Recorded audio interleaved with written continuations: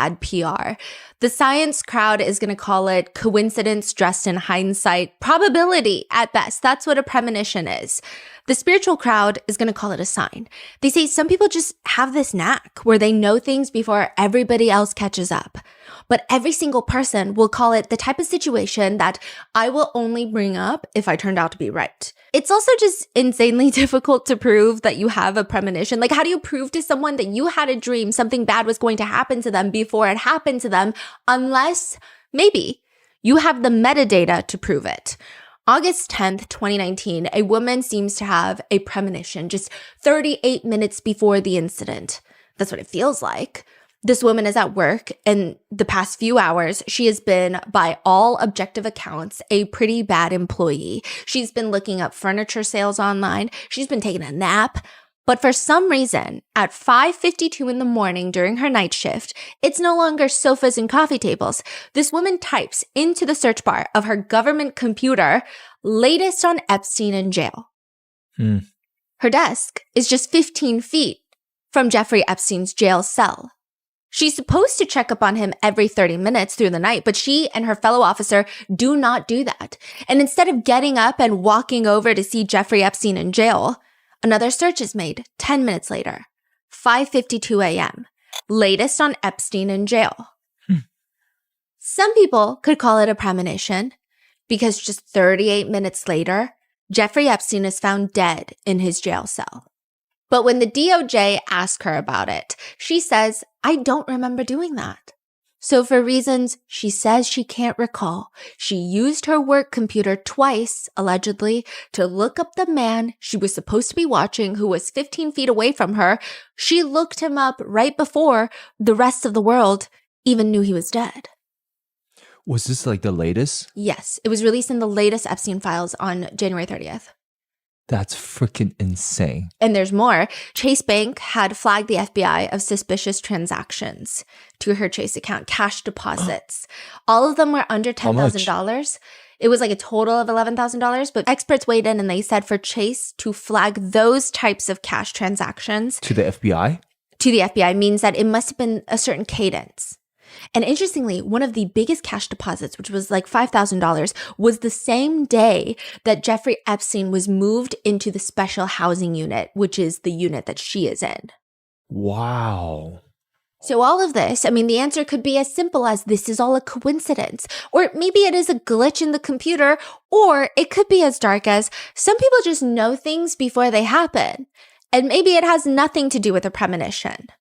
That is what the House Oversight Committee wants to know and why they want to formally interview Epstein's jail guards again to answer all the questions, not just about the searches, but also how the exact day that Epstein is returned to the special housing unit, the same guard gets a cash deposit to her bank account, why Chase Bank flagged 12 separate cash deposits to her bank account as suspicious activity, and why at the time knowing all of this, the Department of Justice never questioned her about any of the cash deposits.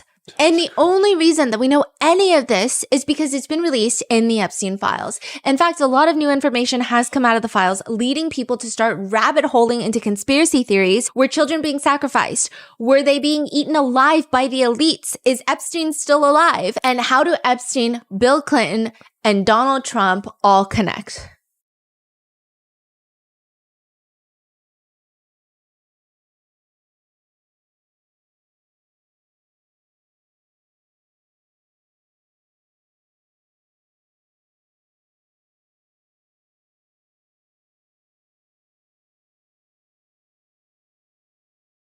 We'd like to thank today's sponsors who have made it possible for Rotten Mango to support the Joyful Heart Foundation. They are working to transform society's response to SADV and CA and support survivors' healings.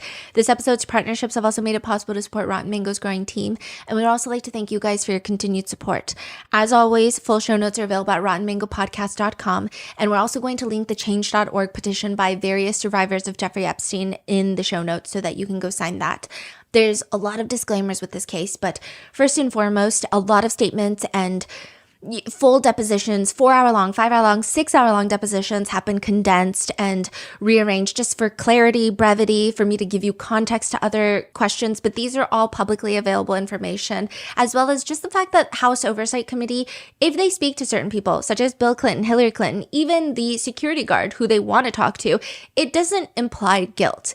They're being called in as witnesses. They're not being called in as suspects. Like there's no implication of guilt here. Even if someone's name shows up in the files, there's no implication of guilt. In fact, they all say that they're not guilty. So with that being said, let's get started. They call him the donor whisperer. If you need someone to reach deep into somebody else's pockets and give you some chump change, you call Middleton. He's a proximity distributor. It's like a weird thing. He doesn't sell you power because that's hard. Like you have to be good. You still have to be charismatic to some extent to be sold power. Then you can be a politician, right? He sells you a chance to be right next to power, to interact with power itself. Mark Middleton worked with the Clinton administration before resigning, but there's a lot of drama there. There's a lot of controversy surrounding his career. There is speculation that he kept using his connections to meet with foreign billionaires and take their money with the promise of getting them in the same room as Clinton.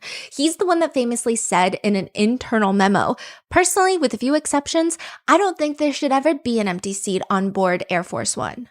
Every flight that Bill Clinton takes, he thinks donors should be on board. That's always been kind of the way that he does it. Donors of the president should be cared for and fed. And one of those potential donors is Jeffrey Epstein. While Bill Clinton is in office, Jeffrey Epstein visits the White House at least 17 times, all under Mark Middleton's tenure. He's the one that basically okays Epstein being on the guest list. Bill Clinton will later say, "I have no clue. Like, these are just donors that come to the White House. They host parties. That's it. I don't know anything about this." Mark Middleton is the one that's letting them in. But that was then. This is now. Well, this was 2022. So 4 years ago, Mark Middleton, they say he only got worse. He was receiving medical treatment for it, but with Ghislaine Maxwell being convicted, Mark Middleton's association with Epstein and Bill Clinton is being scrutinized more in the public eye. People are digging up the fact that he likely accepted hundreds of thousands of dollars from foreign interests while insinuating that they could get White House access. So instead of explaining all of that, he had just pled the fifth on everything. All of that's coming back up. Nobody's really looking past his career with envy and admiration. He got to the White House. He got near power, but it seems like power corrupts. That's the sentiment. May 7th, 2022, Saturday morning in Arkansas.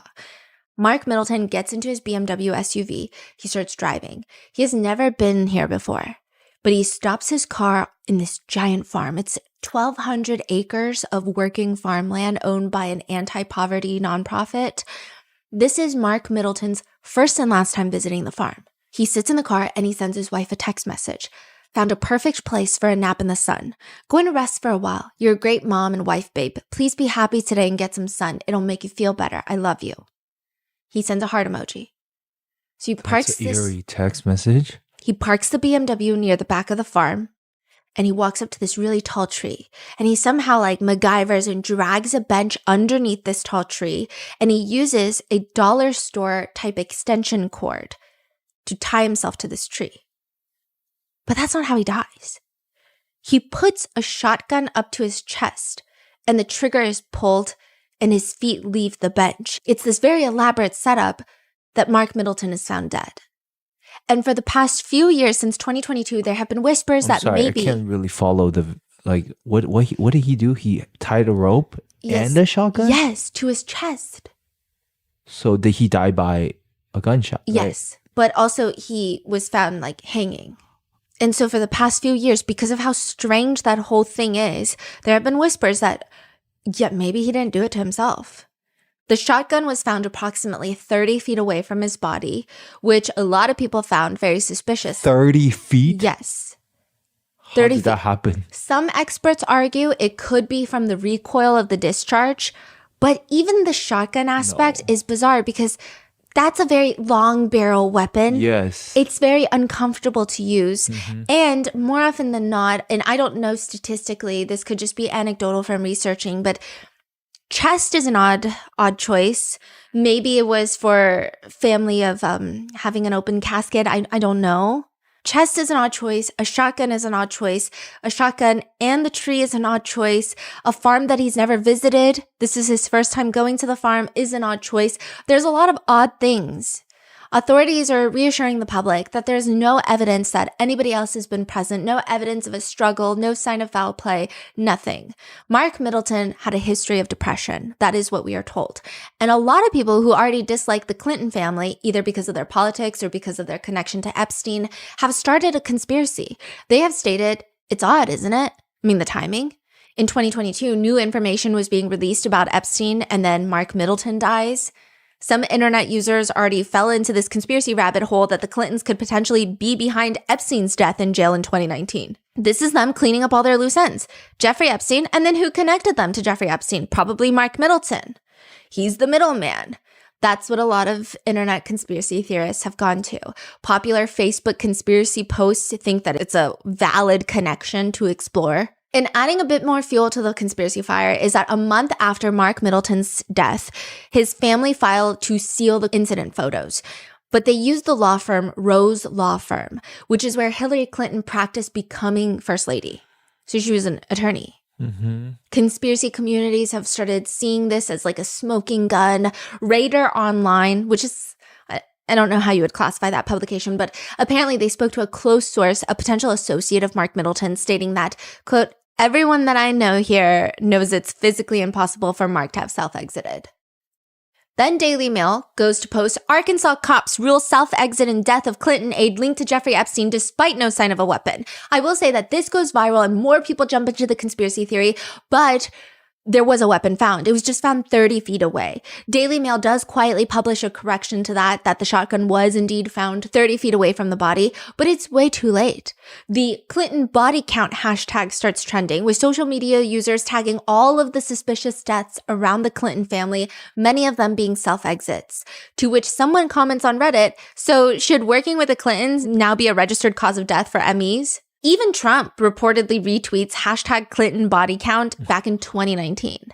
And now in 2026, Mark Middleton's death is again a topic of conversation because Bill Clinton is asked about it during his deposition regarding the Epstein files.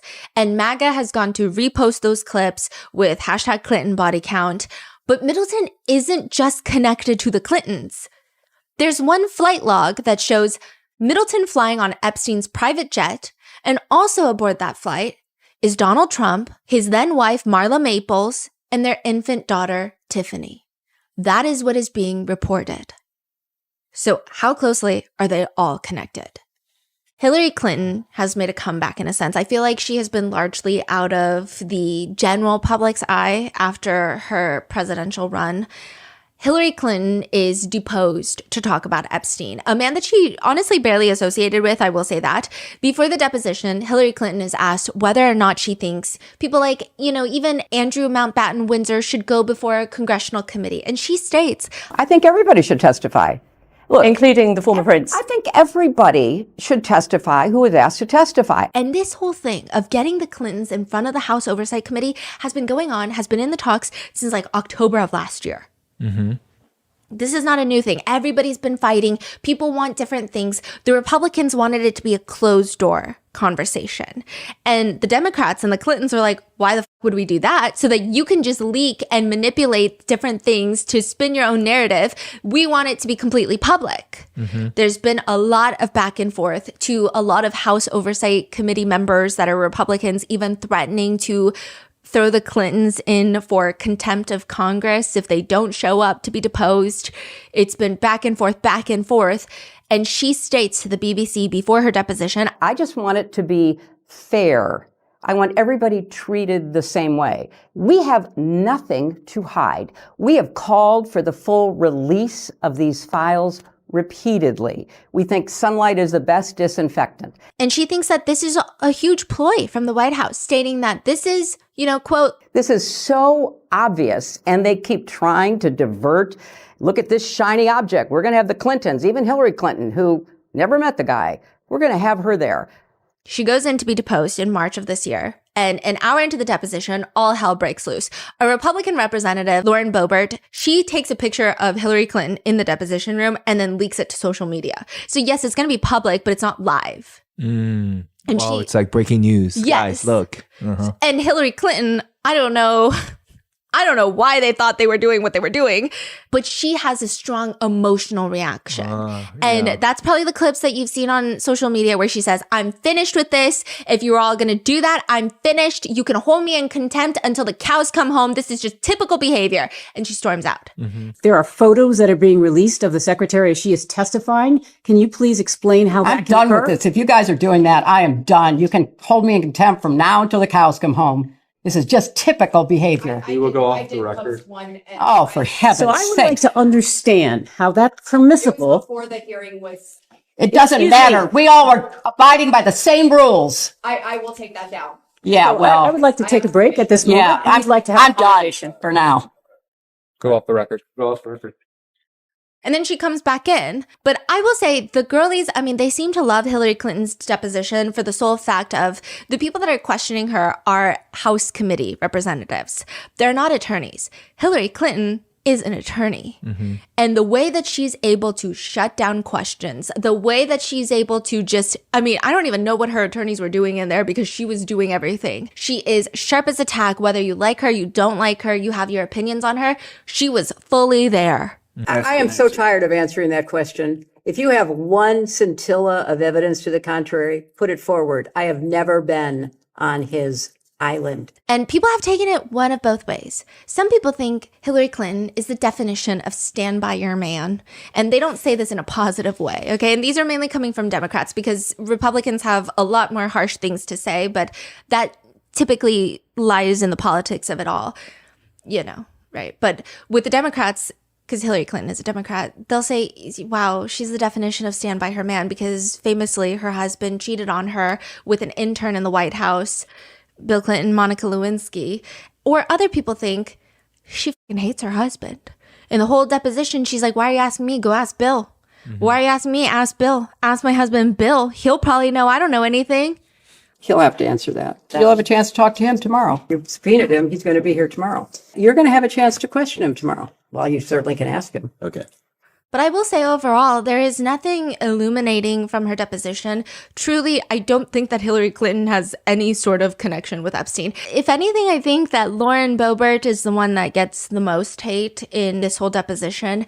She just was asking a lot of weird stuff. She kind of comes out of this deposition as the one that did not perform the best. Hillary Clinton, overall, from what I can see, a lot of people like her deposition. However, this next part is pretty monumental. This is going to be the first time a former U.S. president has testified to a congressional panel since Gerald Ford in 1983. He says, this is Bill Clinton. He's sitting there and like, we haven't seen Bill Clinton in a really long time either. He's so old. Mm-hmm. I think that he might be dealing with some sort of health issue. He reminds, because my grandfather had Parkinson's. Every time he grabs his water, he's incredibly shaky. A lot of people have associated that with him being guilty. That's his tell.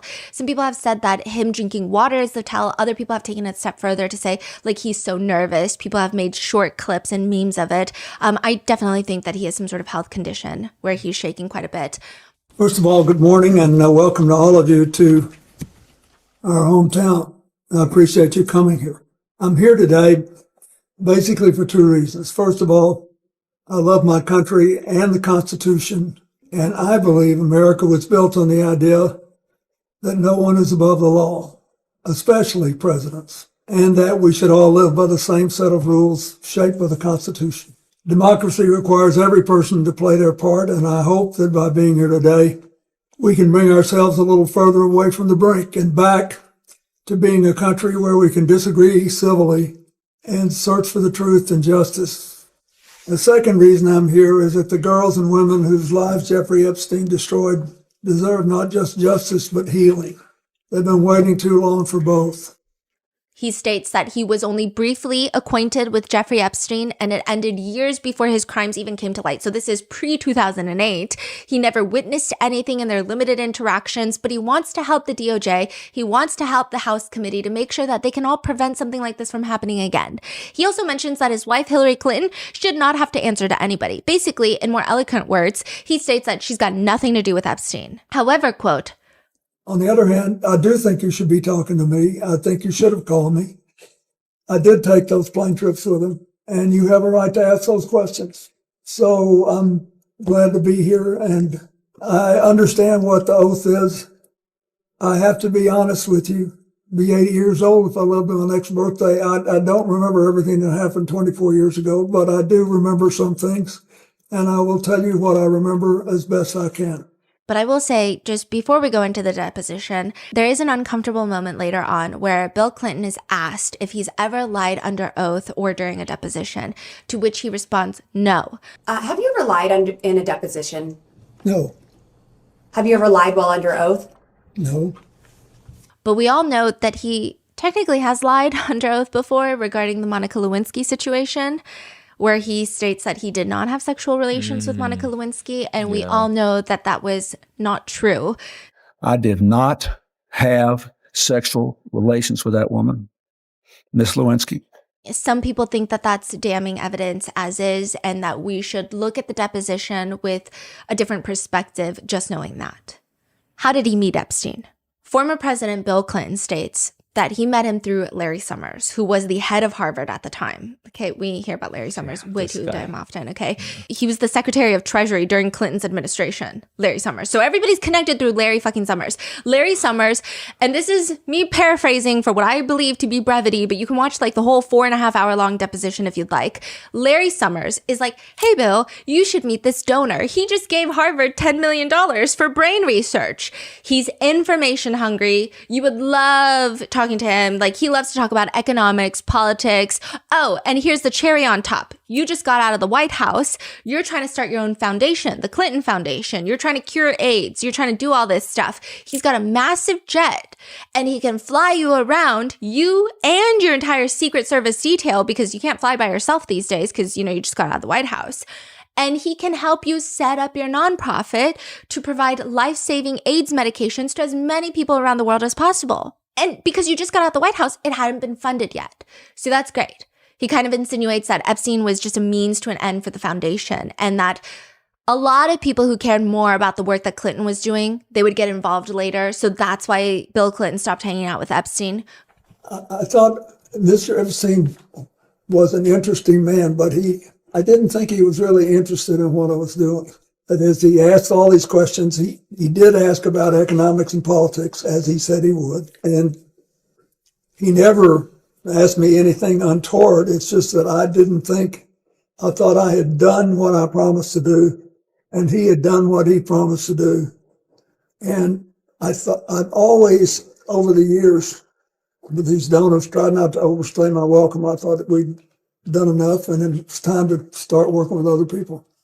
Which, side note about Larry Summers before we move on, he has resigned from his academic and faculty appointments at Harvard. So remember, he was then president, but then he was working as a professor, and then the Epstein files came out, and then he gave this whole like weird Epstein lecture to his students. Some of you will have seen my statement of regret, expressing my shame with respect to what I did in communication with Mr. Epstein. He also stepped down and parted ways with the New York Times, Bloomberg, and OpenAI. He was on the board, I believe. Yeah. Or some advisory or something like that. But Bill Clinton, interestingly, describes Epstein as a vacuum cleaner. How would you describe the substance of your conversations with Jeffrey Epstein during the many hours that you spent together on the aircraft? Well, at first, he really seemed to be like a vacuum cleaner, like he really wanted information.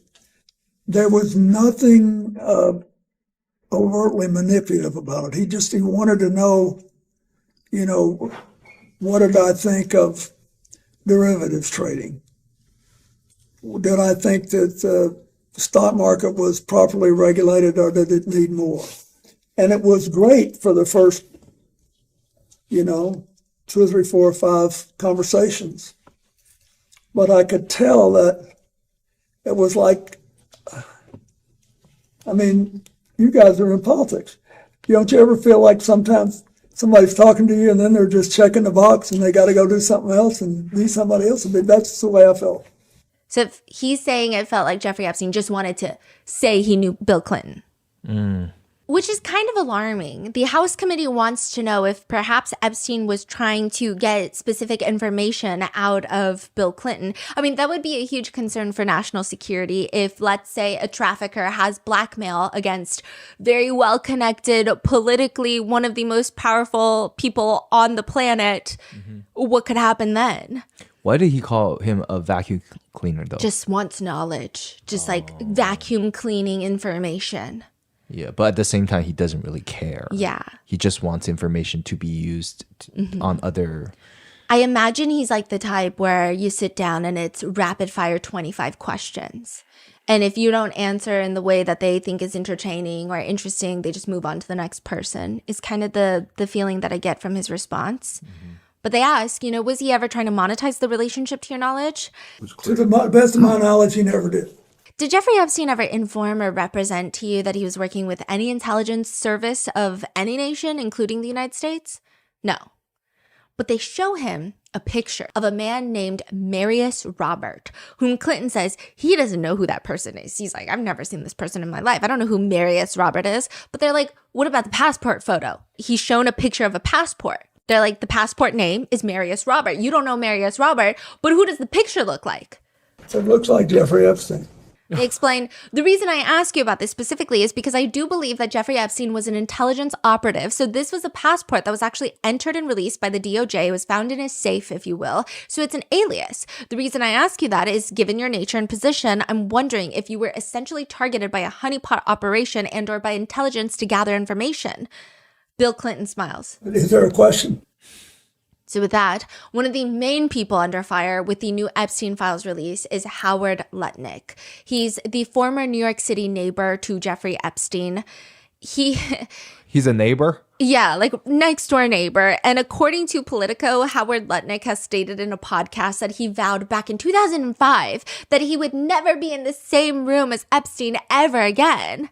Which is like a very odd thing. Why 2005, right? But then according to the file dump, Howard Lutnick also reportedly invited Epstein to a 2015 fundraiser for Hillary Clinton. So it's unclear if Epstein went, but what the hell? Okay? Who is he? He's the Secretary of Commerce appointed by Trump. They're trying to get him to resign as we speak. And he was just a neighbor.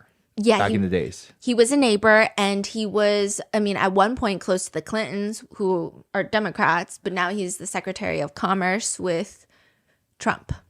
Yeah. But he was right next door to Jeffrey Epstein's $250 million New York City just mansion. So he goes on this podcast, Howard Lutnick does, and he said that he and his wife were invited over to Jeffrey Epstein's house because they're neighbors. So it's like, hey, billionaire and billionaire, let's all meet. I don't know if they're billionaires, but so they see this massage table just in the middle of a room in Epstein's house, and it's just candles everywhere. And Epstein creepily insinuates that he gets a massage every day, the right kind of massage. And the right kind of massage. So Lutnick and his wife, Allison Lutnick, he says they all but flee the Manhattan townhouse because they're like, disgusting, disgusting. And according to Howard Lutnick, and in the 6 or 8 steps it takes to get from his house to my house, my wife and I decided that I will never be in the room with that disgusting person ever again. Safe to assume that he was never in the same room with Epstein since 2005, right? But the emails show that he was reportedly at Epstein's Island years after 2005. He emailed Epstein stating that him and his wife and children, along with another family, were visiting the Caribbean and asked if Epstein would be around and whether or not they could visit him for a meal. And then a day later, Epstein emails Lutnick, nice seeing you. So we don't know if he was on Epstein's Island, but safe to assume that they did see each other in the Caribbeans. Yeah. Even in 2017, according to the New York Times, Epstein contributed to a charity dinner that was in honor of Lutnick. But in a Senate subcommittee hearing, Lutnick says, I did not have a relationship with him. I barely had anything to do with that person, okay? I did not have anything you could call a relationship, anything you could call an acquaintance. I literally met him 3 times over 14 years with widespread in between. I've never heard anybody say, oh yeah, I know Epstein. Yeah. Nobody. No. Everyone says the exact same thing. Don't know the guy, barely know the guy. I don't talk to him. I think that I was just a friend of his, even though I spent 50 hours on a private plane with him. Yeah. His private plane with him. It's like nobody knows him, but he knows everybody. Yeah. Like everybody's in his email. Exactly. As for that lunch with his wife and kids and Epstein, he says, My wife was with me, as were my 4 children and nannies. I had another couple they were there as well with their children, and we had lunch on the island. That is true, for an hour, and we left with all of my children, with my nannies and my wife all together. Also, Howard Lutnick just looks AI generated. I don't know how else to describe it. It was bothering me ever since, and I have nobody to talk to about it. He looks like AI generated pictures. Like, you know, when you see those AI generated people who like go fishing and then they catch a shark and they're like, and it just looks so that's what Howard Lutnick looks like to me. During his deposition, Bill Clinton, he's asked why President Trump ignored other prominent figures in his circle, such as Howard Lutnick, who have had close ties with Epstein. This is an opinion question, because the House committee is asking Bill Clinton, why do you think President Trump is ignoring other people in his circle, prominent figures such as Howard Lutnick, who have had close ties with Epstein? How is he supposed to know what Trump is thinking? This is not a question that Bill Clinton can answer. This is an opinion question. They're not here to give opinions. And other times where they're asked opinion questions that they don't want to answer, their attorneys step in, Bill Clinton steps in, Hillary Clinton is like, I'm not here for speculation. I'm here for facts. But Bill Clinton, his attorneys don't stop him. And Bill Clinton says, Lutnick runs a big company and has made a lot of money and has supported him strongly. I don't think he believes that he's done anything bad enough I think he thinks he took his family to the island and he couldn't have done anything wrong. That's what I think he thinks. But I'm speculating. I'm doing what I have no business doing because I really don't know. And why'd you say that? Yeah, and this is where a lot of people have a lot of problems with this. I think that this could easily, if you want to have zero nuance and if you want to just like die by your party, which who wants to die by their party these days, you could make it a Republican and Democrat issue. But I will say that no victim of sex trafficking ever cared what party their abuser belonged to. So I don't think that this is a Democrat-Republican issue. I think this is an issue of sex trafficking and people in power. So this is not like me saying, oh, because of my political party, I'm going to side with this guy over that guy. But one thing that a lot of Democrats who would typically take Bill Clinton's side, they're saying, hold on, it's very uncomfortable that he's almost giving Trump outs. It's the same thing that Ghislaine Maxwell did last year in her DOJ interview with Todd Blanche. I never saw the president in any type of massage setting. I never witnessed the president in any inappropriate setting in any way. The president was never inappropriate with anybody. In the times that I was with him, he was a gentleman in all respects. Why give your opinion on what Trump is thinking when you're not supposed to answer to opinions, and you gave your opinion in a way that almost clears Trump? Like, I'm sure Trump thinks he didn't have a relationship with Epstein. That's basically what he's saying. There is currently bipartisan effort to get Howard Lutnick out, to get him to resign. I just think the craziest thing, though, is that Howard Lutnick is a billionaire. Why even go on a podcast just to eat your own words later? Why go on a podcast and say, this happened in 2005 and my wife and I were like, we're never going to see this guy. Right. It's just Wait, they the 2005 comment, when was that made? Like last year. Oh, in the podcast. Yeah. And then the email came out. Yeah. And then they're like, why'd you even go on the podcast? Yeah. You could have just shut up about Epstein. You could have just not said anything. Well, he didn't think it was going to come out. Yeah. So then the deposition heads into the flights, and it's been confirmed, and it's very, apparent that Bill Clinton has been on Epstein's private plane numerous times, the Lolita Express, if you will. He admits that during one flight, Naomi Campbell happened to be there. This is a name that consistently comes up, but there's no damning evidence against Naomi Campbell. She just keeps coming up all the time. Bill Clinton states that it was all for philanthropic charitable work. Depending on your political views, depending on your view of powerful men abusing their positions, depending on your instinct, a lot of netizens have different takes about these types of responses. But nevertheless, he's like, it was all for philanthropy. I was just trying to save people. In the deposition, he's asked, because of the flight logs, they show that there are young girls on these planes. So when I hear young girls, I'm assuming that they're all of age, because they would have said underage, right? So the flight logs at least depict.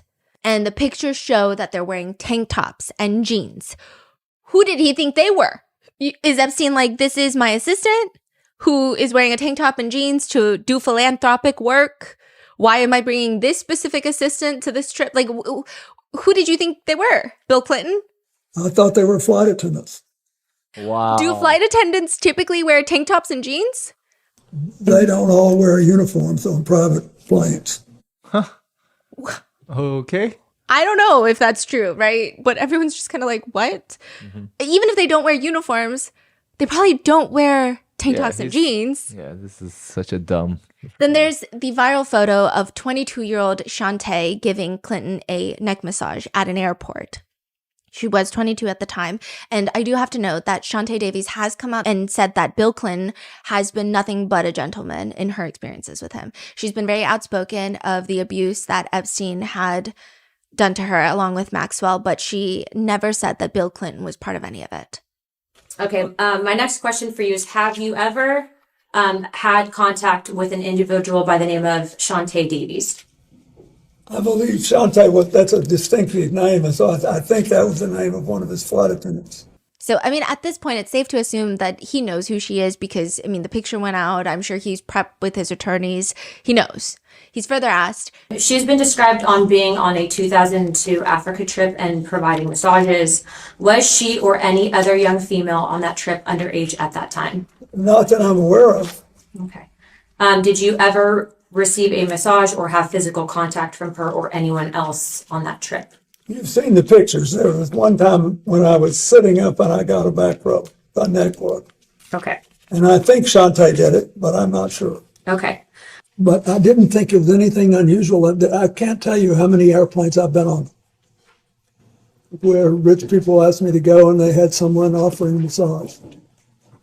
You know, all these boats that you go on and all that, they all do that. And usually I don't do that. I'm not into this. Into what? We don't know. What is he saying? Yeah, we don't know. And the attorney is like, stop, just stop. He later states that on this specific trip, his neck had, quote, had spasmed and I was in pain. So they offered to help and I let them help. Do you think a young girl massaging a president is unusual? So are you asking his opinion? There's a little riff. And then his other counsel steps in. Objection calls for speculation. I figured, did you ever think that all these women around Jeffrey Epstein or Ghislaine Maxwell was odd, unusual, weird, or creepy? There weren't all that many around when I was there. How many would you say is not all that many? I think on this big plane that was working long hours, having 2 to 4 people on there, I thought was, as far as I knew, they were all helping. Flight attendants in tank tops and jeans? And this questioning is done by a Republican representative, Nancy Mace. And we have this, people who have not watched the full deposition, there's like a clip going viral where he says, well, you got like a great tone to it. And Bill Clinton puts his hands in the air and everyone's like, oh my God, Bill Clinton is still flirting with young women. Look at him flirting with Representative Mace. And it's been clipped and everyone's like, you can't tell me that he wasn't, putting it on thick on her. And I was expecting flirting. They're going at it. She was never at my house in Chappaqua for any personal reasons. I didn't say anything for anything personal. No, you didn't, but you had a great tone in your voice and you're very good at it. Thank you. I'll take that as a compliment. It is a compliment. Thank you. And I did not go to Yale Law School or any law school for that matter. Which makes sense. Nancy Mace was super confrontational with Hillary Clinton, and she's just been like a very controversial conservative figure, just all in all, in her entire political career. A lot of people have a lot of thoughts about her, good or really bad, or however you want us to take it, right? But Bill Clinton I don't think he's flirting with her. Okay, so that TikTok was out of context. Yeah, she is like going for his neck in a way that is more extreme than everyone else. I think everyone is trying to at least be respectful. This is, at the end of the day, a former president, and this is a deposition that they called him to. The Republicans are obviously going to have more opinion-based questions or just questions that they're getting in there to get on the record to say to his face. And some Democrats, honestly, a lot of Democrats were upset with some of them because they were just going way too easy too. Which a lot of Democrats are like, we don't care that he's a Democrat. Yeah. Okay? Just like we don't care what any of these predators, not saying Bill Clinton is a predator, just any predator. We don't care about their political affiliation. You need to go harder. There were some Democrats that were like, we know. Thank you for being here. We know Trump is just using you.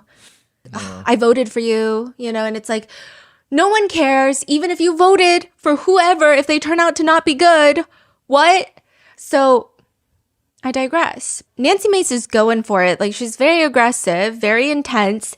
And I don't think that he was flirting with her because she keeps insinuating that he knew what was going on. And so that's why she's saying, I never said that you knew, or something along those lines. And that's why he says, no, but your tone had a great tone to it.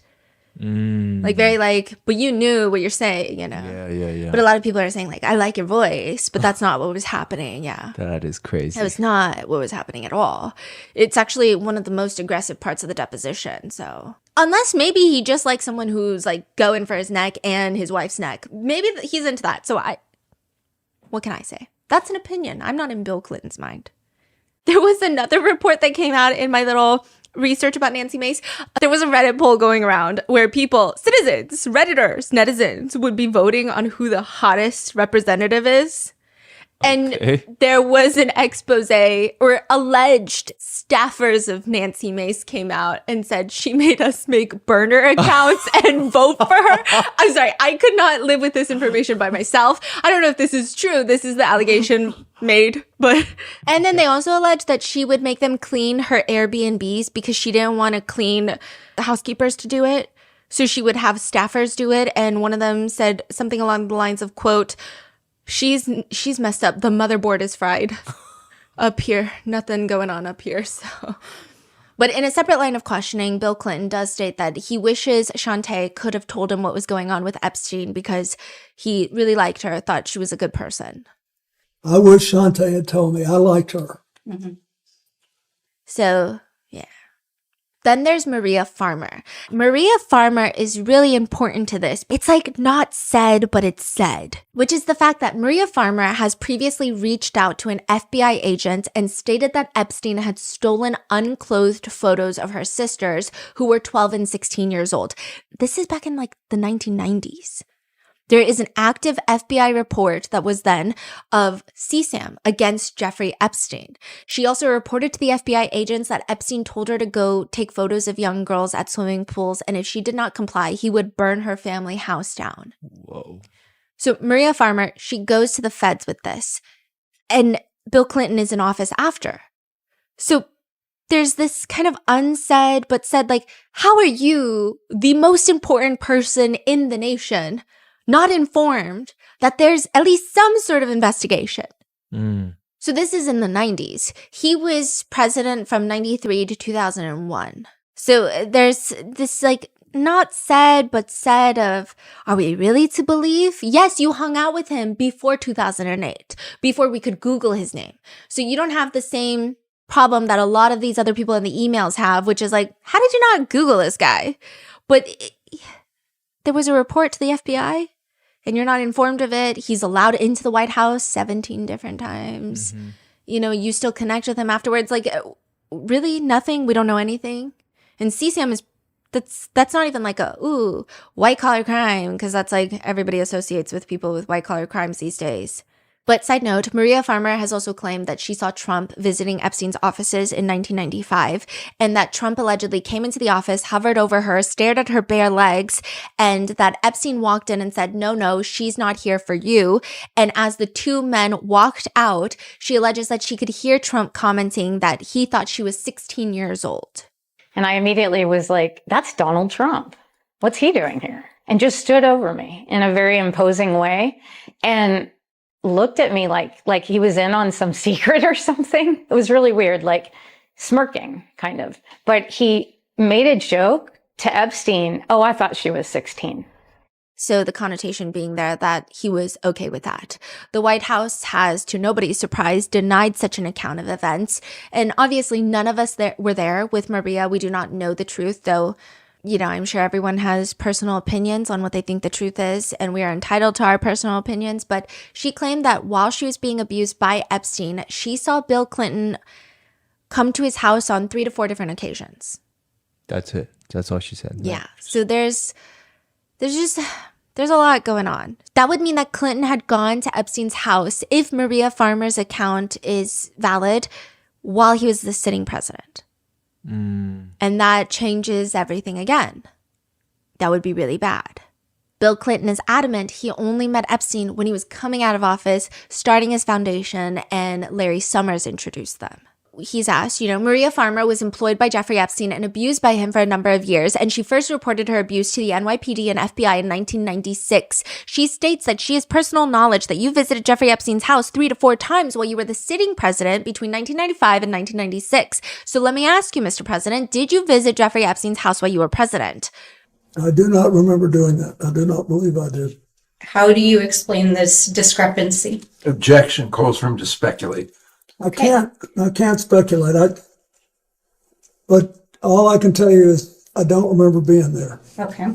During your presidency, were you ever made aware of the information that Maria Farmer provided to the FBI in 1996? No. And no. During the deposition, Virginia Giuffre is brought up. She has stated numerous times in sworn statements that she recalls Bill Clinton being on the island. And her diary reads, quote, Bill Clinton met 2 times, island, with 2 girls, CT, GM, and JE. Whoa. So CT, I don't know, GM could be Ghislaine Maxwell, and JE could be Jeffrey Epstein, right? What is your reaction to that? It's not true.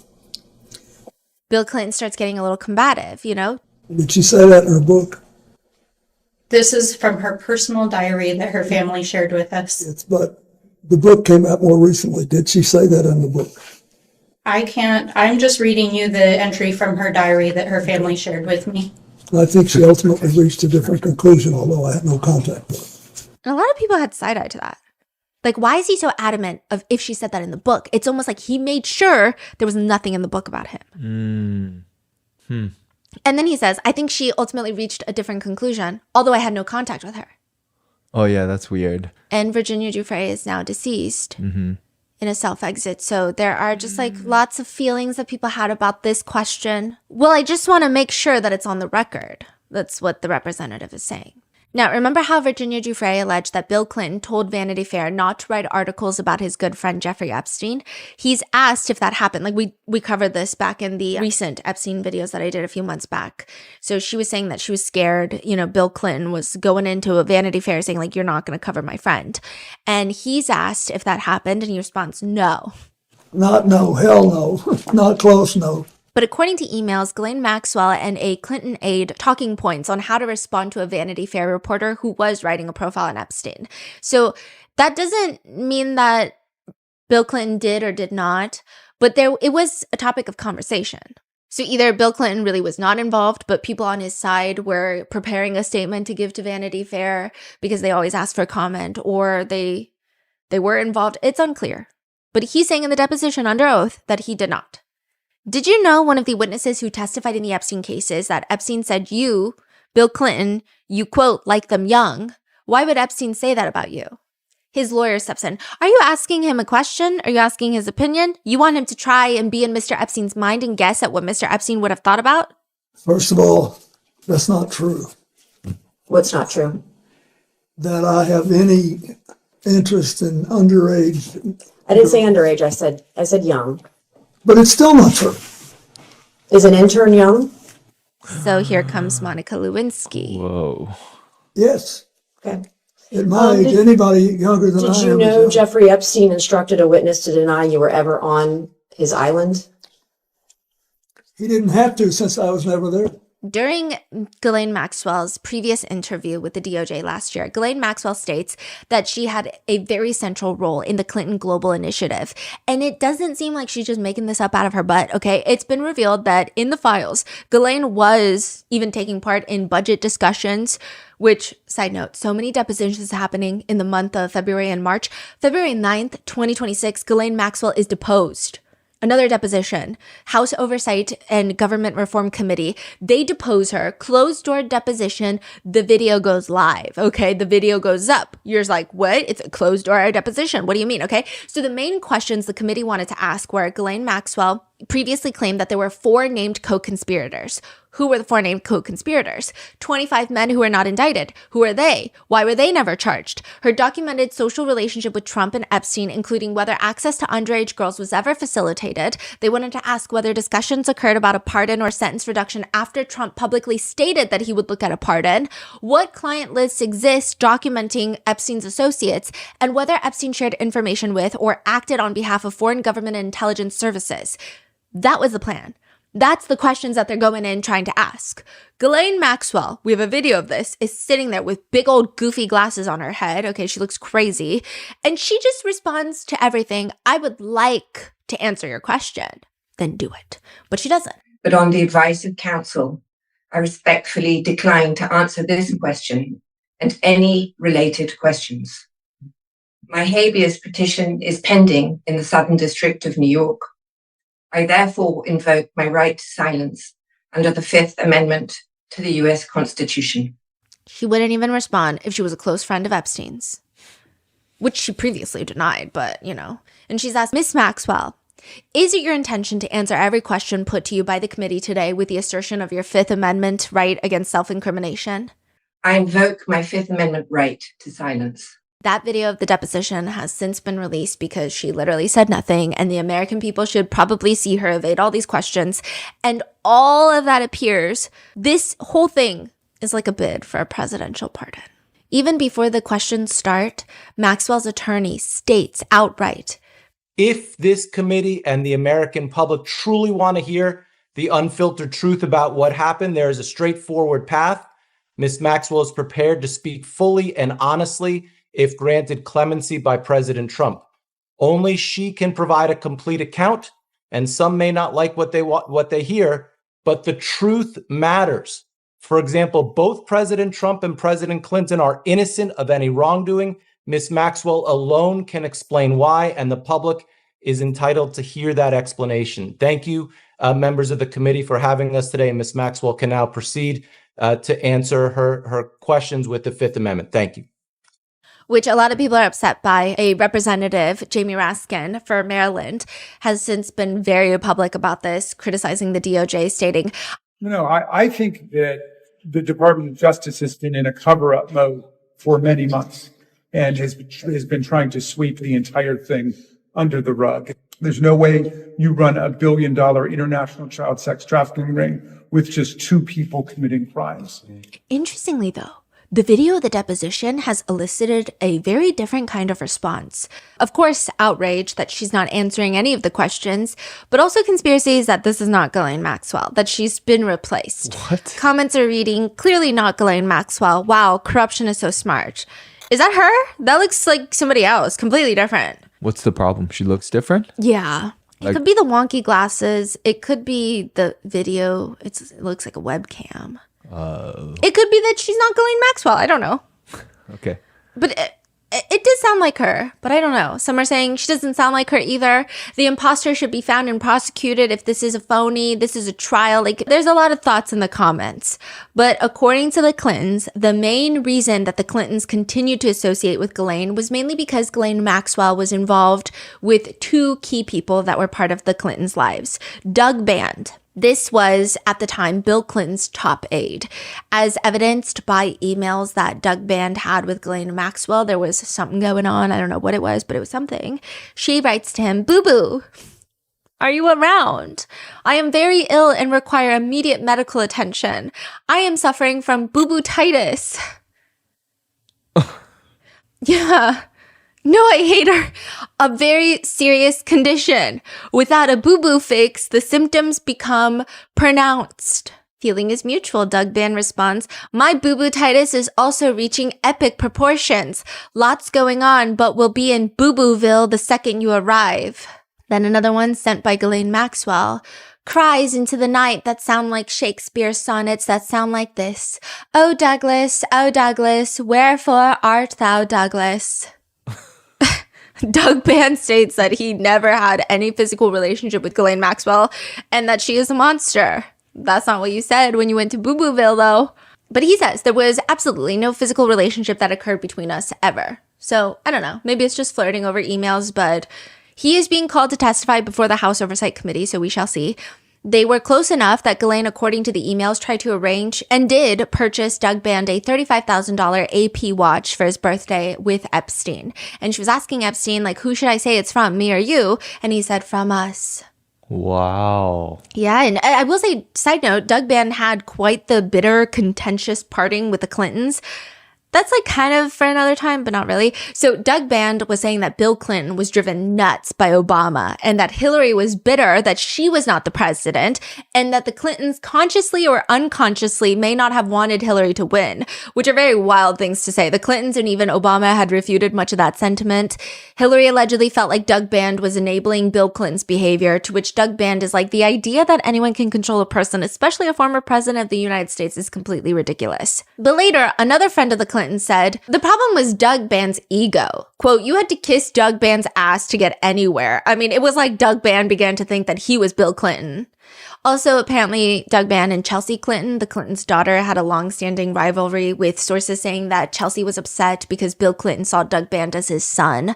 And later, in a scathing internal email, Doug Band wrote that Chelsea is acting like a, quote, spoiled brat kid who has nothing else to do but create issues to justify what she's doing because she, as she has said, hasn't found her way and has a lack of focus in her life.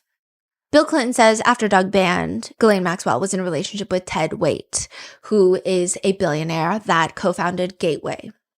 And the Clintons are very close with Ted Waite. He's a huge, huge donor of the Clinton Foundation. I mean, that's the only reason that Ghislaine Maxwell came to their daughter's wedding, Chelsea Clinton's wedding, was because Ted Waite was invited and Ghislaine Maxwell was his plus one. That makes sense a little bit, but still, I don't know. If you are a former president, I'm sure you vet that list, that guest list, up and down for anything. You have a DUI, that's heinous, by the way. You're out. You have petty theft, you're out. Like anything? No? This is, way later. But Ghislaine, in her interview last year, said that she probably saw Bill Clinton probably around 2016. They had a dinner together. He confirms that it's been about a decade. And just like what Ghislaine Maxwell said about Prince Andrew, former Prince Andrew, she is insistent that Bill Clinton was her friend and not Epstein's friend. But Bill Clinton is like, none of us were friends. I don't know what anybody's talking about. Oh, man. We were friendly, but I didn't know him well enough to be saying we were friends. But here's also another thing that's interesting. I just noticed, and this could be me reading way too much into it, but Bill Clinton, when he talks about Epstein, there's a lot of condemning happening. But when he talks about Maxwell, it's almost passive condemning. It's just something that I noticed, and it's a feeling that I have. He'll say things like, we did not know when Epstein was arrested that she was still involved with him. I think that clears a lot of this up. We didn't know. I'm sorry for what she did and what she allowed her life to become, and now she's living with it. It's not a strong condemning of like, her. Yeah. Can't believe she did that. She deserves to rot in hell. Exactly. Disgusting. Yeah, which is weird. Then they bring up the birthday note, okay? They bring up Bill Clinton's birthday note for Epstein's 50th birthday.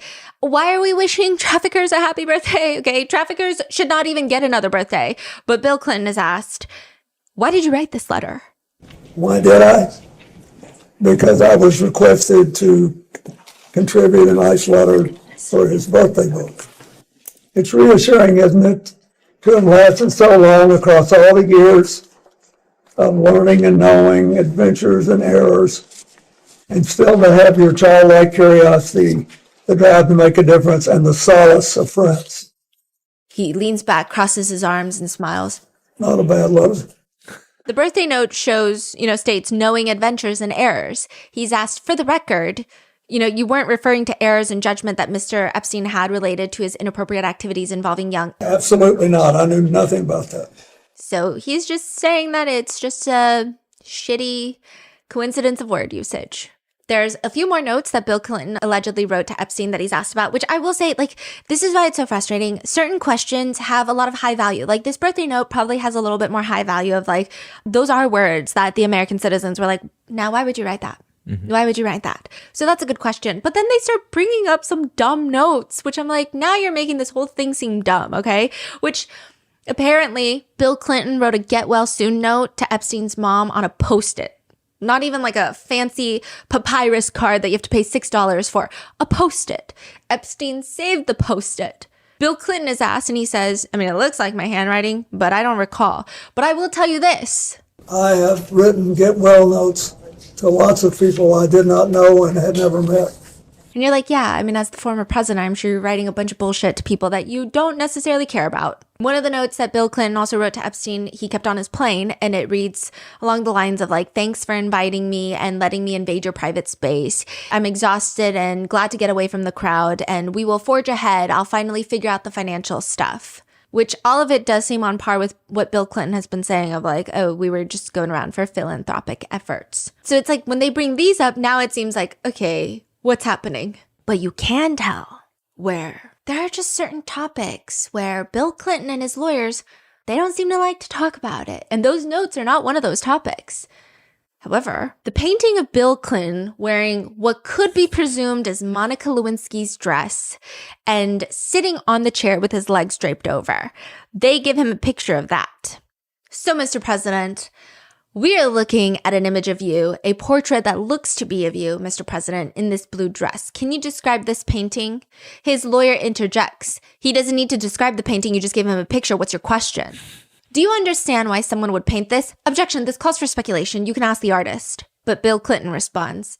If I had known Jeffrey Epstein had this painting, it would have saved me this whole day. Saying if he knew Epstein had this painting, he would have never associated with Epstein, and then he wouldn't be deposed right now. There are no emails suggesting that Bill Clinton ever visited the island, though we have late Virginia Giuffre's allegation that he was on the island. The Secret Service has indicated that they had not been to the island, and Bill Clinton does state that he has never signed off on Secret Service. So meaning that you would have to like sign off of like, I don't want Secret Service protecting me right now. So that would be the only time that he would potentially go to the island. Without Secret Service, and he has no record of signing off on Secret Service. I see. But he does admit that he did make a brief visit to Epstein's Manhattan townhouse, but he does not recall if Epstein was even there at the time, which is kind of crazy how you don't recall that. Like, are you just visiting people's empty homes without the homeowner there? It's kind of odd. Like, you would know that. I think he was trying to phrase it as like, oh, I was walking with my friend, and they were like, oh, you know, Epstein, he lives right down there, and he's so proud of his house, which is this elementary school that's been converted. So we should go. We should just stop by and say hi because he's a donor. He would love that, blah, blah, blah. They walk in. He's making it seem like we were asking like, oh, is Mr. Epstein home? That's fucking crazy. Yeah. But he doesn't remember. Okay. But again, Maria Farmer was like, pretty sure I saw him in the house when he was a sitting president. So I don't know. I wasn't in the house. I don't know anything. But remember Epstein, he loved in his Manhattan townhouse, apparently to display pictures of young girls, young nude girls. Yes. Bill Clinton says you never saw anything like that. He says that he also never saw any staff members that were young girls inside the house. Well, during your relationship or the time that you knew Mr. Epstein, what did you understand his job to be? I'm not sure I knew. It was never clear to me, but he could have been living on, investing the profits that he's already made. I knew he was this finance guy. I'm not sure I knew. It was never clear to me, but he could have been living on investing the profits he'd already made. I knew he was his finance guy. I would just like to ask you directly, do you believe that Jeffrey Epstein killed himself? The lawyer jumps in. Are you asking him to speculate on how Mr. Epstein died? Do you believe that Jeffrey Epstein killed himself? Are you asking him to speculate on how Mr. Epstein died? I'm asking what the president thinks of. So you're asking his opinion? Mr. President, was your friend Jeffrey Epstein suicidal? Are you classifying him as a friend who he has testified that he was friendly? He has called him a friend in a letter. He said he was friendly, but not. You've asked for his testimony. Mr. President, I mean, she's sharp. Okay, she's doing her job well, but it is kind of crazy. Do you believe that Jeffrey Epstein was suicidal? Do you know? Was he ever She's suicidal? Best of your understanding. I don't know. I only know what the medical finding was. I think maybe he finally got caught. And I don't know. I've accepted it in my own mind. I don't know what happened. Mr. President, what did you accept, that he self-exited or that he did not? That he did, but I don't know. None of us know. We weren't there. Then Mark Middleton is brought up.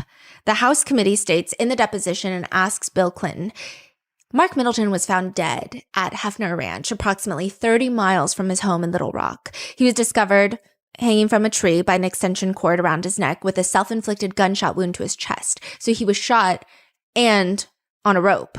Do you have any information that leads you to suspect that he did something other than self-exit? No. Do you have any concerns that this was in relation to his knowledge or relationship with Jeffrey Epstein given the date? I'm asking, when you heard about this death, knowing about the things that have, at this point, it's all over the news, seeing that he is self-exited, have you ever had any conversations with people about whether or not there's any relationship between the two? Oh, no. No one's ever suggested it to me. Okay. Thank you. I yield back. Next up, Mr. It's really sad. And this deposition has mixed feelings. A lot of people are again, understandably so, it's become very political. It's kind of gotten annoying, I will say, where political in the sense of there are some people who are like, well, it's not Bill Clinton because Trump is deflecting, or it's, oh, look, Trump is finally going after these people because he's innocent. And it's like, let's just maybe not make it about politics and absolve people of guilt just based on their political alliance, because that's just not how it works. So I will say those types of sentiments have gotten annoying. But some people think that this, quote, this was such a waste of time and a joke because he was never going to answer anything honestly. Others are commenting, if there was any substance to Clinton's involvement, you know damn well Trump would have thrown him under the bus and made it back up too. Anything to keep the lights off of his ass. Others are saying this is obviously political persecution by someone who himself is mentioned in the files a million times. Other people are saying he's a piece of shit when it comes to women and an absolute womanizer, but that doesn't inherently mean that he's into kids. Very possible to be one type and not the other. I don't think that this is as cut and dry with him as it is with someone like Trump. To which someone else comments, who fucking cares? Put them both in jail. Some netizens are actually frustrated with the questions being asked. Quote, these people are amateurs at best. A rock could have formed better questions. Another quote, corruption. These questions were carefully fabricated, mostly opinions and speculations. Seems like both sides are in bed with each other. If he goes down, so does everybody else who's included in that list. Another one reads, you'd think someone in this room would be capable of reading a clear and complete sentence out loud. Absolute incompetence. But here's the part that I can't get over. It's like everybody has their political alliance and they're gonna feel one type of way. And we could go all day, like Hillary Clinton said, until the cows come home, going back and forth of, well, maybe he's bad, but your guy is badder. Or like, maybe they're both bad, but your guy first. Like we could do this all day and nothing will ever happen. However, this is the most enlightening part to me and to a lot of people. A Democratic representative takes over questioning, and they open with, it is well understood that you had a personal relationship with Mr. Epstein, and we will talk about that today, but the events I just described color our perspective on the conversation.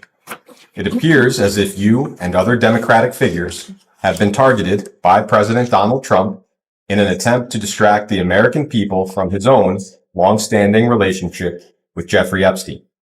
And if that were true, it would not be the first time that President Trump has targeted his political enemies under the guise of law enforcement. This deposition is occurring in the context of unprecedented weaponization of the Department of Justice by Donald Trump. Which some people loved, some people hated. Obviously, you know why Republicans would hate that type of conversation. But some Democrats were really opposed to sentiments like this, saying, yes, the urgency is far greater and higher when there are questions about trafficking for the sitting president of the United States. But they're saying, like, we don't think Bill Clinton is, like, off the hook either. So, like, we don't have to put him up on a pedestal. Like, he's definitely done nothing wrong just to push. You know, they're saying it's kind of like... Yeah. However, I will say most Democrats are really happy that the Clintons were deposed and that they testified and they did not look for loopholes. I'm sure they did, but they didn't find a successful loophole to not be deposed because they have now set the Clinton rule that even presidents can be deposed if subpoenaed. I see. So who's next? You know, obviously everybody wants it to be Trump. This is the startling part. Bill Clinton is interestingly asked. So to get more information for this investigation was, wondering if you also agree that President Trump should answer questions of this committee. We believe in the minority that President Trump should also answer this committee's questions. He's someone that is mentioned almost more than any other person beside Ghislaine Maxwell in the Epstein documents. And so to get more information for this investigation, was wondering if you also agree that President Trump should answer questions of this committee. That's for you to decide. But he didn't know him well, and I once had a brief discussion. He didn't know him well. Trump didn't know Epstein well. And said by Bill. Bill Clinton. Yeah. That's for you to decide, but he did know him well. And I once had a brief discussion with him about it. I hate this, but because I don't believe I should inject anything. But I do not want to leave the impression the president never, this is 20-something years ago, never said anything to me to make me think he was involved in anything improper with regard to Epstein either. He just didn't. He just said we were friends, and then we had a falling out over a land deal. Could I ask very briefly, Mr. President, if you recall, what were the circumstances of that conversation? Or at least, let's start with, when did that conversation occur?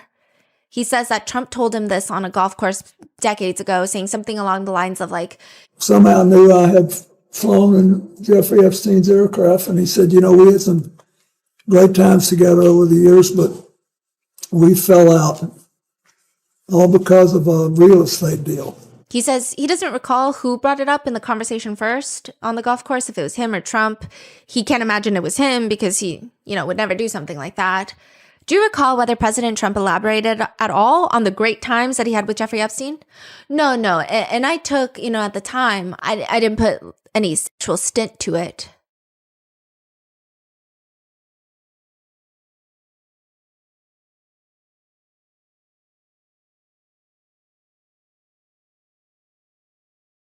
I didn't put any sexual stint on it. He later reiterates once more. The only conversation I had with President Trump about this was in the early 2000s. And I have no information that he did anything wrong. I just want it all out there. I want everybody to get it all out there and let everybody see where we are.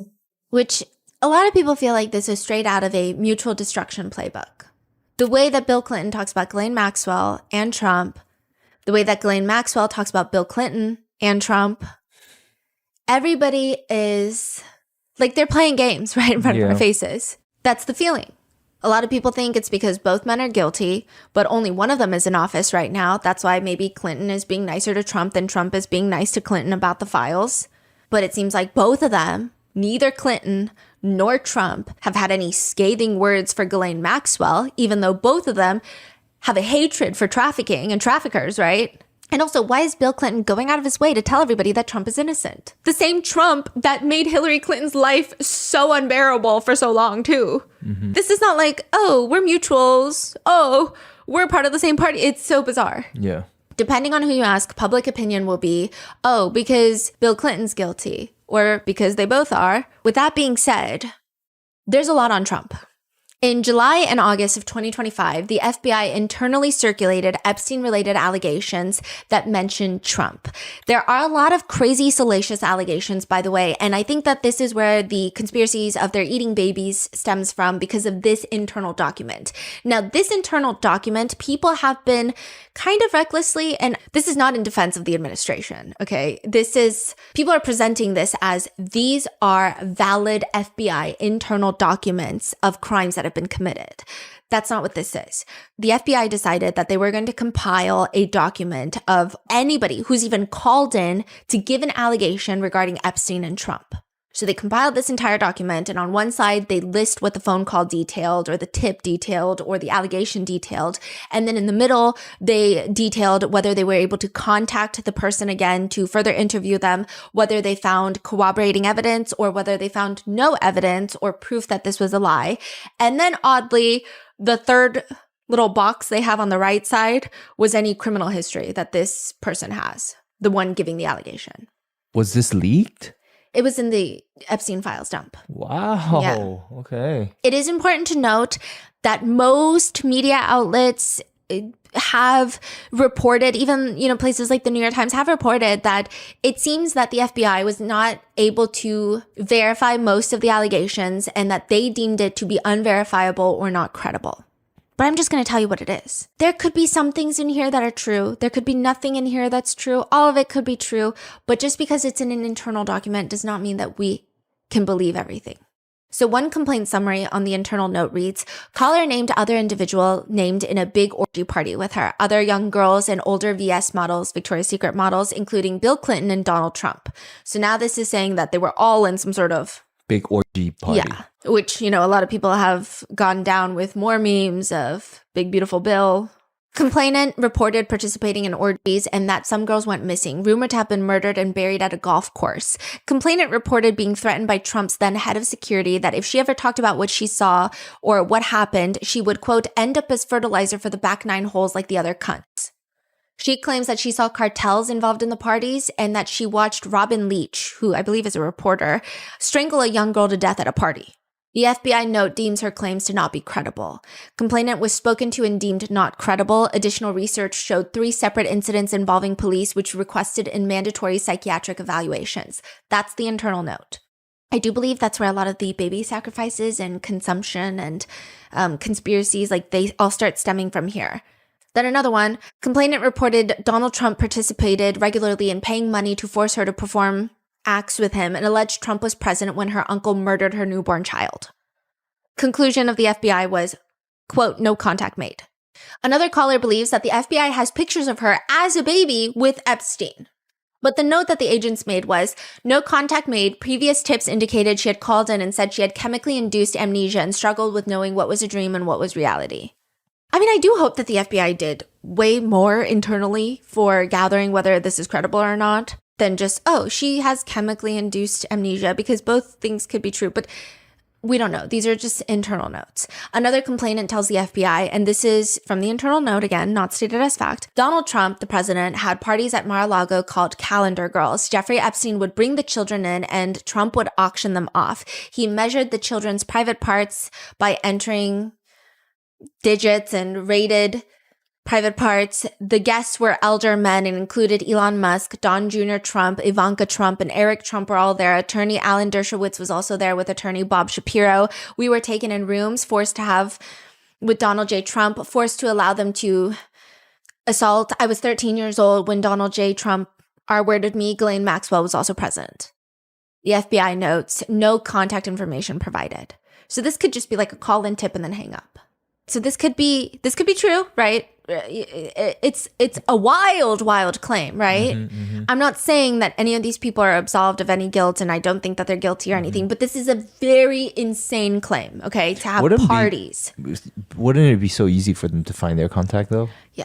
It's FBI, But I mean, the way that they're running it right now, I don't know if they're... Yeah, but no contact information was provided. So maybe the FBI also deems, maybe there's some sort of statistic if you don't leave your contact information. It could be the same as prank calling. I don't know how they see it. I don't know how they rate it. It's so interesting. Like, you can just call them and leave a tip. I imagine if you call police and say something really scary, the police would be like, oh shit, we got to investigate. We got to call them. We got to figure it out. They don't just stop by, oh, they didn't tell me their address. Yeah. They're going to find out your name, your address, and they're going to come to you. And then probably arrest you. The note further reads, no contact information provided. So they just move on. Okay, this is where it starts getting weird. I think up until this point, no one really believes any of the previous allegations, or it would just be so crazy. And if it's true, I don't even know what the implications of something like that would be, just on a global scale of these are conspiracy theories that we never thought were going to be true, and then they become true. I don't know how that would even impact anything. It would be crazy. But these are ones that netizens are taking more seriously. Again, these are unverified allegations. Caller reported that in 1987, a friend, victim 1, was out drinking and ended up at Trump Plaza. Victim 1 saw Donald Trump and wanted to meet him. An unknown man approached her and offered to introduce her to Trump. The unknown man gave Victim 1 a drink, and Victim 1 woke up naked and sore in bed with $300 on the bed. Victim 1 didn't remember how she got to the room. She remembered seeing a flash of Trump's face. Victim 1 called the caller and was like, I think that I've been R-worded. Victim 1 did not go to the hospital to have an R-word kit performed because she didn't think that anyone would believe her, especially because she was drunk. They later state that Victim 1 had a husband whose business had problems with suppliers, and Victim 1 believed Trump was behind it. Victim 1 also started dating a lawyer identity is unknown, who was married. Victim 1 had a fight with her lawyer boyfriend and went to a bar. Victim 1 left a bar with a man who no one in the bar recognized, but who seemed familiar with Victim 1. Victim 1 was never seen again. A few years later, remains were discovered that matched the description of what Victim 1 was wearing when she went missing. DNA tests at the time were inconclusive. The FBI notes, no contact made, victim identified as deceased, and complainant did not have confirmed information. But worse than that, so this is released, and it's bad because, I mean, we don't know how the FBI unconfirmed, said that these are uncredible accounts, how they were able to say that these are not real. We don't know. It just says unconfirmed.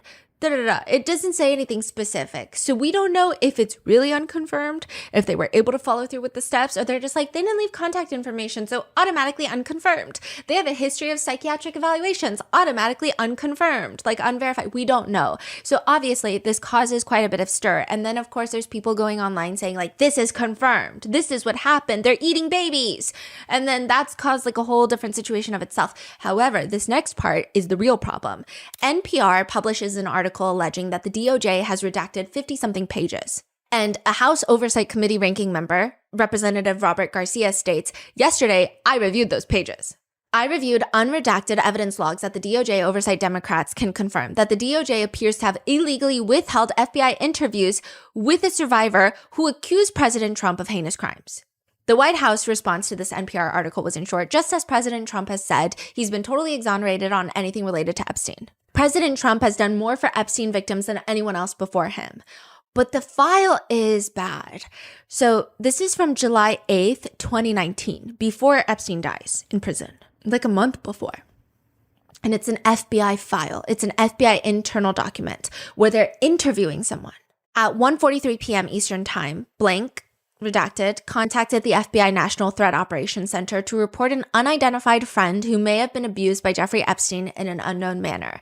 Redacted states that she was recently informed by an unidentified female friend currently residing in Portland, Oregon, that she was forced to perform oral sex on President Trump approximately 35 years ago in the state of New Jersey.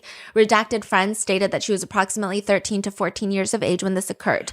The friend allegedly bit President Trump while performing oral and described his, quote, heavy breathing. The friend was allegedly hit in the face after she laughed about biting him. The FBI bring in the protected individual and she has a sit-down interview with them. Now, again, just because the FBI interviews someone does not mean that their allegations are true. But what a lot of people feel is to have that interview seems like you kind of already feel or suspect or think. She states that Epstein blackmailed her mom as well, that Epstein had unclothed photos of her and blackmailed her mom, and she had to, her mom, so this is what the victim is saying, Epstein was crazy, he was blackmailing me, he blackmailed my mom, and my mom had to embezzle money from the real estate company that she works for. Wait, this is the same person, the 13, 14-year-old? Yes. I mean, she's much older now, but right. Yeah.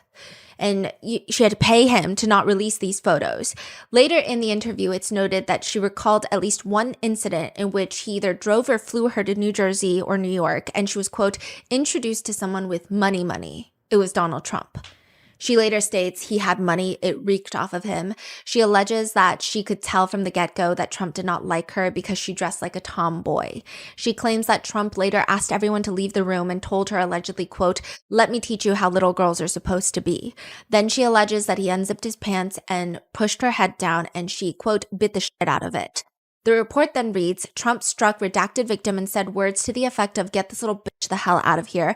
Redacted advised she bit Trump because she was disgusted. The FBI report reads, Redacted got the feeling the relationship between Epstein and Trump included a certain amount of jealousy. She thought Trump appeared jealous of Epstein, but at some point they ended up on level playing fields. Trump and Epstein sometimes use the terms fresh meat, untainted, and not jaded while referring to girls. At the time she heard it, Redacted did not understand the term not jaded. She subsequently looked up the word jaded. Redacted states she had 2 additional interactions with Trump, but she asked for the interview to move on to a different subject for the time being. What is unjaded? Jaded is this is, okay, in this context, a lot of PDF files will say that they like young kids because they're so amused and not jaded by the world. And, as people get older, as women get older, you realize that not a lot of men out there are good men and they can abuse you and maybe, other, vice versa. but it's just used in that very sick way. I see. Yeah. Later, she states that after she bit him, the note reads, quote, she provided further details that he pulled her hair and punched her on the side of the head. She also alleges, per the FBI report, that, quote, Epstein liked having little rubber things put into his anus that he had her do it, such as a pencil, a big eraser, little rubber things, a water bottle, all inserted down there into Epstein, and that instead of using lubricant, he preferred kitchen oil. Now, this interview is back from 2019, before the allegations and rumors that Epstein is part of Mossad, Israel's intelligence agency. Like, that was not a big thing back in the day in 2019. But she states to the FBI that she frequently heard Epstein speak in Hebrew around her. But just because you speak Hebrew does not mean that you work for Mossad. But a lot of people have been focusing on that as like, he worked for the Mossad. Now, the report continues. Epstein talked about blackmailing people in front of Redacted. Redacted was confident Trump knew Epstein blackmailed people because she heard Epstein and Trump talking about it. Redacted stated she knew Trump had illegal building permits. She heard Trump talking about washing money through casinos. Number 6 is Donald Trump's favorite number. Redacted was not sure how she knew that, but she had heard it at one point. One part of the FBI interview note reads, Redacted asked the agents to keep her safe, stating, throughout my life, Epstein's people have found me, have kept tabs on me, which Virginia Giuffre has also felt and expressed in her book before her passing. As of right now, these have not been proven to be credible allegations, which does not mean that they're not true. I would have no such information of that.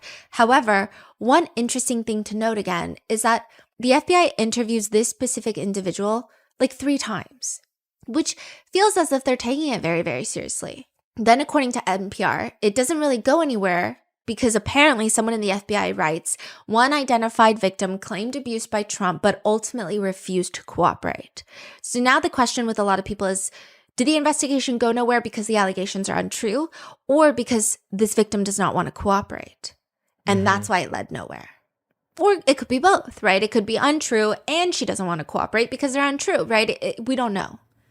There's also a second accuser. And side note, I'm sure if you watch a lot of videos or you consume a lot of articles about the whole Epstein situation, accuser is technically how they're formally identified in a lot of reports and even reporting. But I feel like that word always has a negative connotation, but it's just best for legal purposes. But a second accuser has 6 interviews with the FBI, and she claims that when she was around 13 years old, Epstein took her to Mar-a-Lago to meet with Trump, and that Epstein apparently told Trump, this is a good one, huh?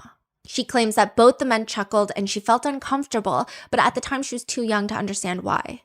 So there's a lot in the second accuser's interview that sounds very reminiscent of all the other accusers' accounts of abuse, which has led netizens to believing, in their personal opinions, that this may be true. The weird part about this is that these are not included in the dump. These like 16 something pages come days, weeks later because of this NPR expose. Oh, like a separate drop. Yes. This was not in like the 3 million pages drop. So everyone's like, why did you not just drop it with the 3 million pages? In fact, if you dropped it with the 3 million pages, it probably would have taken a lot of people, like we would have to dig for it. Right. But then people found out that there was, because they found out like through the way that the files were named and numbered. So there was like a big chunk missing. So they're like, what's the chunk? So NPR exposed it. Then the House committee representatives went into the unredacted file computer that they have access to, and they're like, I found the files. These are what they say. And then the DOJ was like, fine, I'll release them. How did NPR get it? Yeah. From some inside source? No, so they were going through like the metadata of files. So they're like, something is like, this is weird. Oh. I'm sure they have like probably AI and stuff to comb through massive amounts of metadata. Interesting. Okay. Yeah. Yeah, so the DOJ, though, claims that the only reason that happened was the file was temporarily removed because it was flagged by a victim or their counsel for additional review, which a lot of people don't believe because they're releasing all sorts of crazy things. Caroline Levitt has stated, these are completely baseless accusations backed by zero credible evidence from a sadly disturbed woman who has an extensive criminal history. The total baselessness of these accusations is also supported by the obvious fact that Joe Biden's Department of Justice knew about them for 4 years and did nothing with them because they knew President Trump did absolutely nothing wrong. As we have said countless times, President Trump has been totally exonerated by the release of the Epstein files. But the House Oversight Democrats state, let's be clear, this White House cover-up is ongoing. Millions of pages still remain concealed from the public and our committee. So with that is what's going on right now with the Epstein files. Those are the major news headlines in depth. There's just so many more files. And there's, a lot of people that we already talked about. New details are coming out. Like, remember the Goldman Sachs? She's the head of legal, chief legal officer or something for Goldman Sachs. She just recently resigned, Kathy. She also worked with the Obamas. Yeah, she was like getting exposed for getting an Hermes bag from Epstein, and like there's just so much like random small stuff as well. Let me know, what are your thoughts? And we're going to try to give as many updates as possible as time and capacity permits, but lots of people are doing really good reporting on the Epstein files. So what are your thoughts? Let me know in the comments and stay safe. I will see you in the next one.